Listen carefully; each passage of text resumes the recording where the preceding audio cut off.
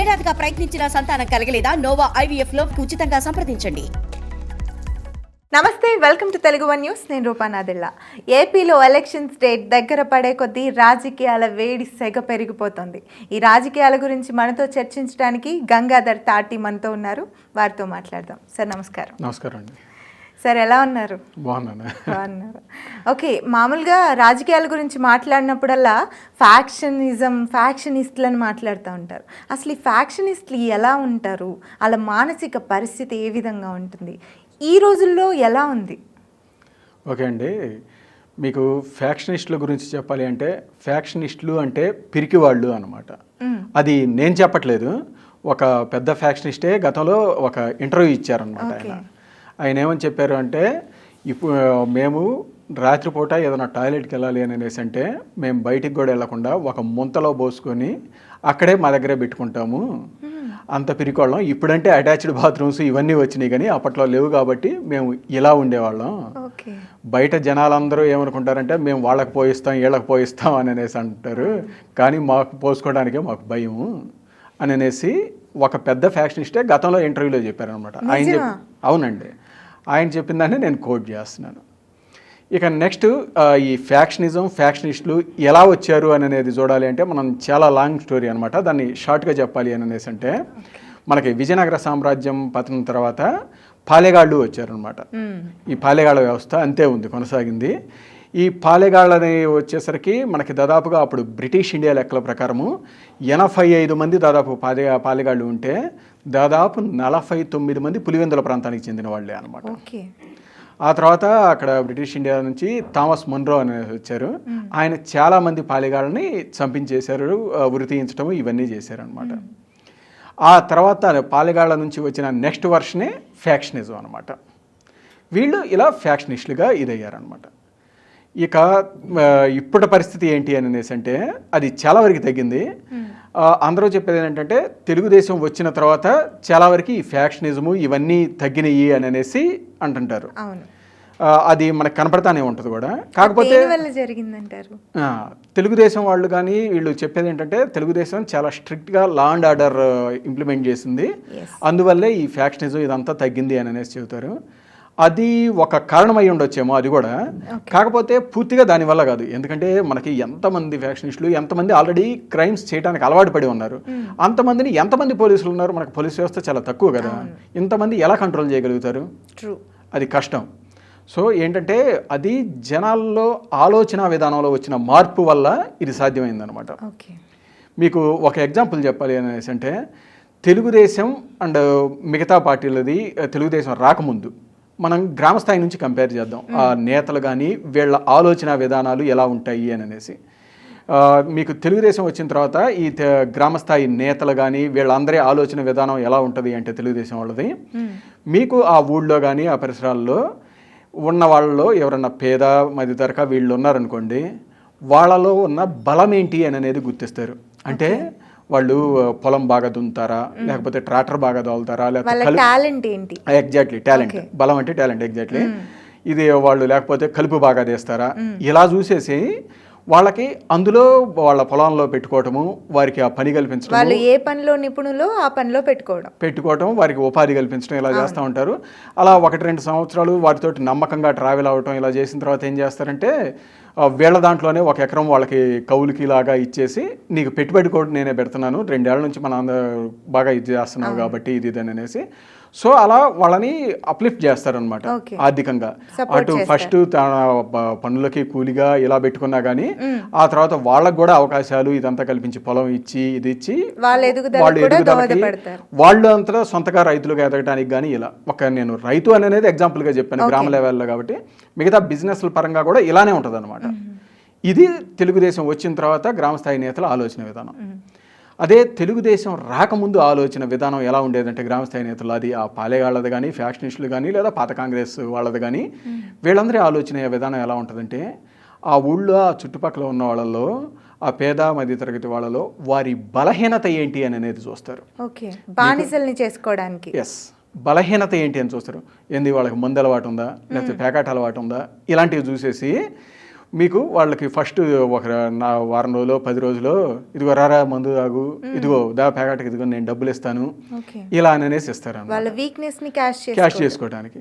మీకు ఆ తర్వాత అలా కొన్నాళ్ళు జరిగిన తర్వాత నువ్వు వాళ్ళు ఇంత ఇస్తున్నారు నాకు ఇది అనేది ఉంటుంది కదా, అలాగే నువ్వు ఇంత ఇచ్చాను నేను, నాకు తిరిగి ఇవ్వాలి, అది తిరిగి ఇయ్యలేవు నువ్వు, అప్పుడు నేను చెప్పింది నువ్వు చేయాలా, అప్పుడు నువ్వు ఉండి వాడిని వెళ్ళి నరికిరా, వాళ్ళ మీద బాంబు వేసిరా, లేకపోతే వీళ్ళని బూతులు తిట్టు, ఇది వాళ్ళ అవసరాలకి పని చేయించుకుంటారు అన్నమాట. మీకు వాళ్ళకి ఇంకా ఆప్షన్ లేదు కదా, వీళ్ళ బలహీనత గురించి మందు ఇవన్నీ ఇస్తా ఉన్నారు, డబ్బులు బాకీ పడ్డారు అన్నది నిజం, తిరిగి కట్టడానికి లేదు అన్నది నిజం, ఇక తిరిగి నిస్సహాయ స్థితి, వీళ్ళు ఏది చెబితే అది చేయాల్సిన పరిస్థితి అనమాట. అలా వాళ్ళు చెప్పింది మొత్తం చేస్తా అదే జరుగుతూ ఉండాల్సిన పరిస్థితికి వచ్చారనమాట.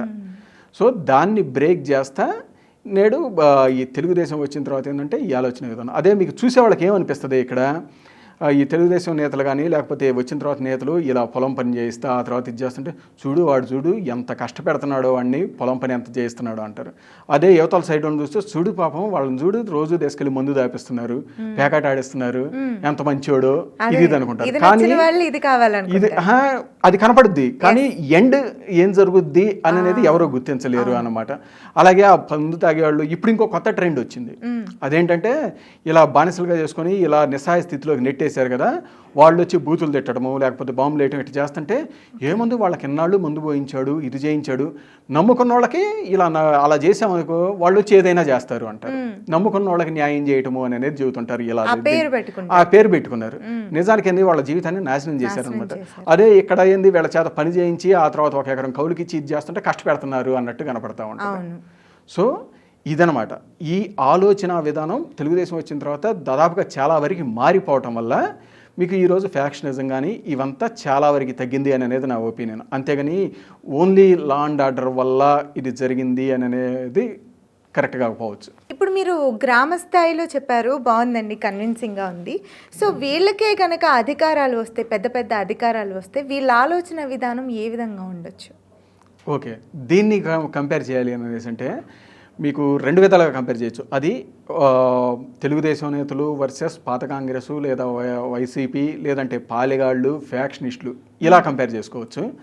మీకు చూస్తే let's A Telugu Desam kind of progressive thoughts ఉన్న వాళ్ళకి ఈ అధికారము అనేది వస్తే వీళ్ళు పాలకులు అనమాట. ఈ అధికారం వచ్చిన ఎవరైనా పాలకులు. ఈ పాలకులు ఏం చేస్తారు అంటే వీళ్ళు మంచోళ్ళే అనుకోండి, వారి అధికారాన్ని ఉపయోగించి ప్రజలకు మంచి చేయాలని చూస్తారు. లెట్స్ సే వాళ్ళు అంత మంచి వ్యక్తులు కాదు అనుకోండి, అయినా కూడా వాళ్ళ అధికారాన్ని ఉపయోగించి వాళ్ళ సొంత లాభాలకి చేసుకోవాలని చూస్తారు. వాళ్ళ సొంతంగా వాళ్ళ సొంత లాభాల కోసం చేస్తారు. ఇది అదే అదర్ సైడ్ ఫ్యాక్షనిస్టులకు కానీ పాలెగాళ్ల మనస్తత్వం ఉన్న వాళ్ళకి కానీ వీళ్ళకి అధికారం వచ్చింది అనుకోండి, వీళ్ళు వారి అధికారాన్ని ప్రదర్శిస్తారు. మీకు ఇక్కడ ఉపయోగించుకుంటారు పాలకులు, ఇక్కడ పాలెగాళ్ళు ఏంటంటే ప్రదర్శిస్తారు. మీకు ఎగ్జాంపుల్ చెప్పాలి అంటే మొన్న జగన్మోహన్ రెడ్డి గారు అధికారంలోకి వచ్చిన తర్వాత మొన్న అవినాష్ రెడ్డి గారిని సిబిఐ అరెస్ట్ చేయడానికి వస్తే 3 రోజుల పాటు కనీసం టచ్ కూడా చేయలేక వెళ్ళిపోయారు వెనక్కి. అధికారాన్ని ప్రదర్శించారు.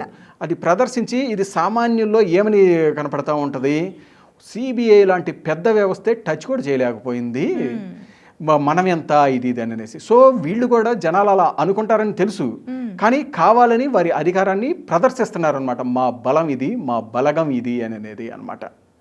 మామూలు పాలకులకైతే అంత తెగింపు రాదు, అలాంటి పనులు చేయరనమాట. జనాలు ఏమనుకుంటారో అనే ఒక రకమైన ఇది ఉంటుంది, కానీ వీళ్ళ ఇంటెన్షనే జనాలను భయపెట్టం కదా. సో అందుకని వీళ్ళు ఇలా చేస్తూ ఉంటారు.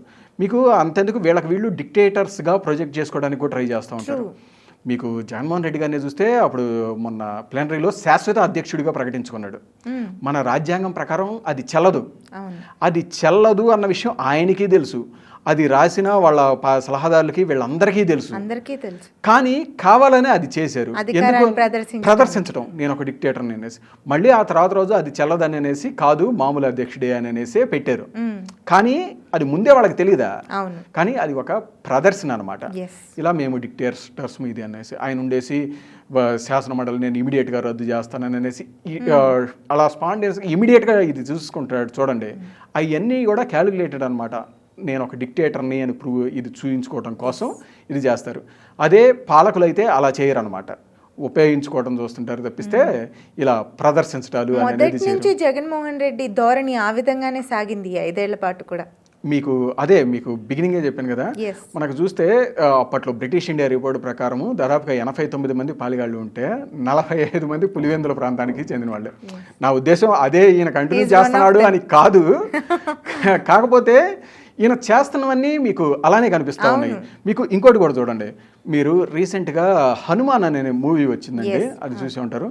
అందులో కూడా ఒక పాలిగాడి క్యారెక్టర్ ఉంటుంది. అవును, ఆ పాలిగాడి క్యారెక్టర్ ఏం చేస్తారు, మీకు బందిపోట్లు అనేవాళ్ళు వస్తుంటారు, ఆ బందిపోట్ల నుంచి మిమ్మల్ని అందరినీ నేను కాపాడుతున్నాను, నేను మీ రక్షకుణ్ణి అని చెబుతాడు. నిజానికి ఆ బందిపోట్లను సృష్టించింది అతను. అవును. అలాగే మనకి పాత కథ కూడా ఒకటి ఉంది. ఏంటంటే ఒక నిందితుడు కోర్టు హాల్లో ఉండేసి జడ్జి గారితోటి, అయ్యా నేను తల్లిదండ్రి లేనోడినయ్యా, నన్ను కనికరించండి అయ్యా అని అనేసి అంటే, పాపం జడ్జి ఉండి అరే అవునా ఏం కేసు అయ్యా ఇతంది అని అనేసి అంటే, వాళ్ళ అమ్మాయి ఏం చంపింది ఈడేనండి అని అనేసి అంటారు. అపరిచితుల్లాగా. సేమ్ మీరు జగన్మోహన్ రెడ్డి గారిని తీసుకున్నారనుకోండి, ఆయన బయటకు వచ్చి ఏం చెబుతారు, మా బాబాయిని చంపేశారు, మా తల్లి చెల్లిని ఇంటి నుంచి ఎల్లగొట్టారు అని అనేసి అంటారు. ఇప్పుడు వాళ్ళ తల్లి చెల్లిని ఎవరు ఎల్లగొట్టారు అని అనేది వాళ్ళే వచ్చి చెబుతారు. నేను మీ బిడ్డని అంటాడు, వాళ్ళనే భయపడతాడు. వాళ్ళే చెబుతున్నారు ఎవరు ఎల్లగొట్టారు అని అనేది. అలాగే వాళ్ళ బాబాయిని చంపిన వాళ్ళు ఎవరిని కాపాడుతున్నారు అని అనేది వాళ్ళ చెల్లె బయటకు వచ్చి చెబుతారు. సేమ్ మీకు ఆ క్యారెక్టరైజేషన్ చూడండి, సేమ్ అలానే.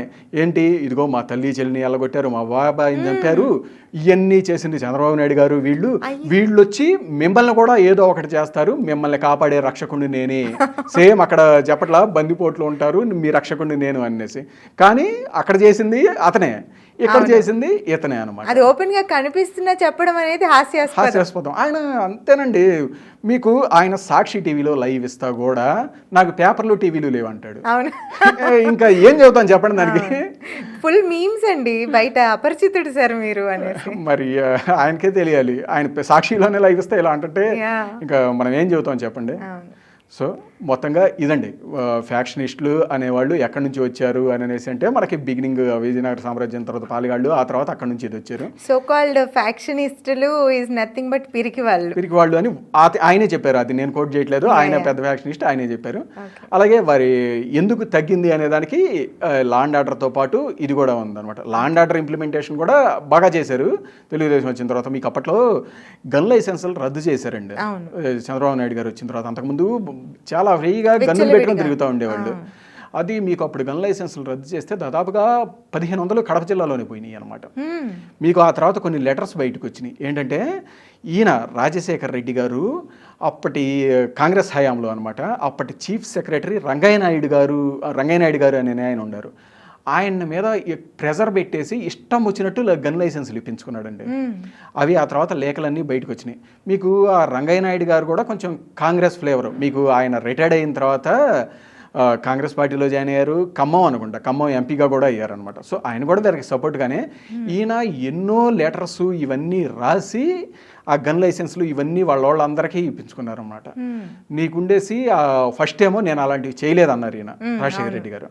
ఇది ఆ తర్వాత ఈ 1500 గన్ లైసెన్సులు కేవలం ఆ ప్రాంతంలోనే పోయినాయి, ఏంది ఇది అని అనేసి అంటే, ఎవరియో చేయించుకున్నారేమో నాకేం తెలుసు అన్నాడు.